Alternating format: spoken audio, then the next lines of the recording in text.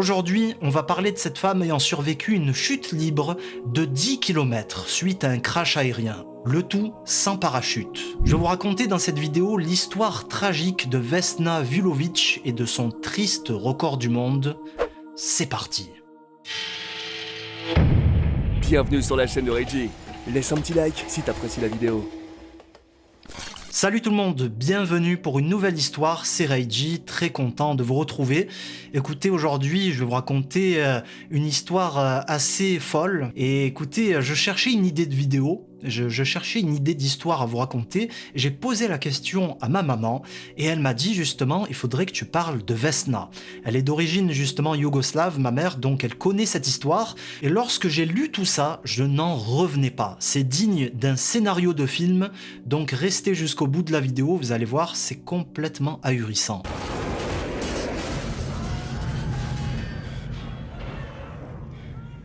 Comme d'habitude, n'hésitez pas à liker, ça aide beaucoup, n'hésitez pas pour soutenir ce nouveau format et la chaîne, on en a vraiment besoin.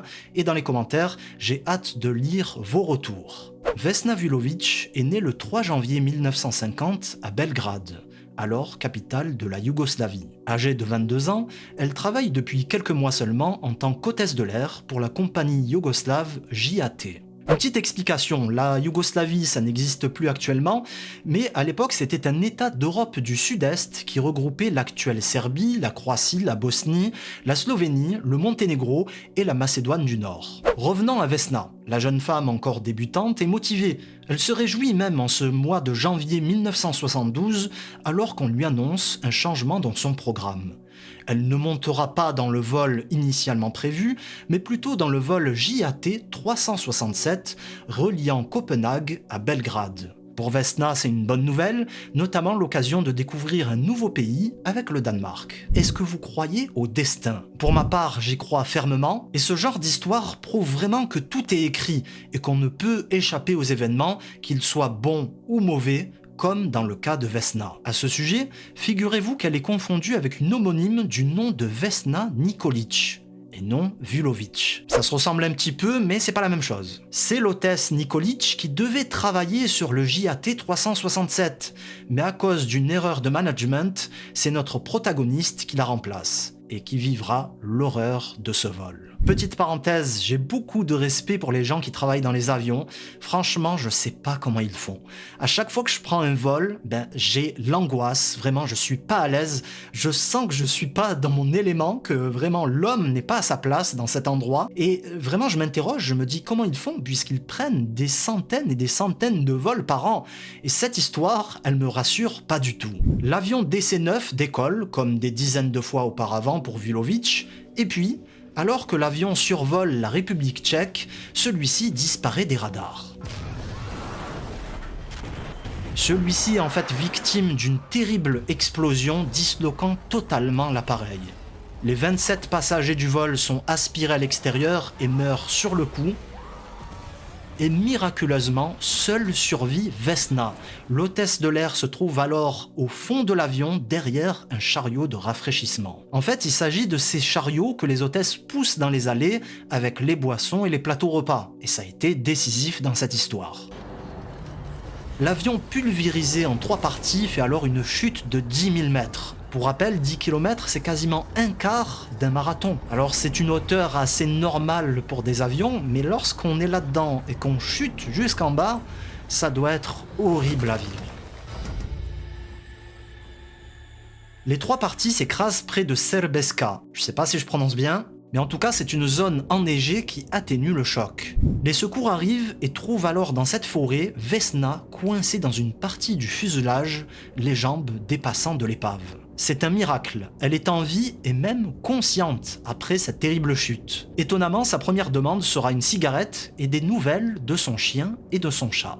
À ce moment-là, elle ne se rend absolument pas compte de la tragédie qu'elle vient de vivre. Déjà, on va parler d'une chose très importante. Pourquoi cet avion a explosé ? L'explication officielle la plus souvent évoquée est celle d'une bombe posée par un nationaliste croate dans une période de tension afin de réclamer l'indépendance vis-à-vis de la Yougoslavie. Il y a aussi une autre version, moins officielle, apportée par des journalistes à la fin des années 2000. Les documents ultra secrets auxquels ils ont eu accès visent notamment l'erreur d'un avion de chasse tchécoslovaque ayant cru à une intrusion d'un avion ennemi en voyant le vol GAT-367, avant de l'abattre. Dans cette version d'ailleurs, la chute serait alors estimée à 800 mètres au lieu de 10 000.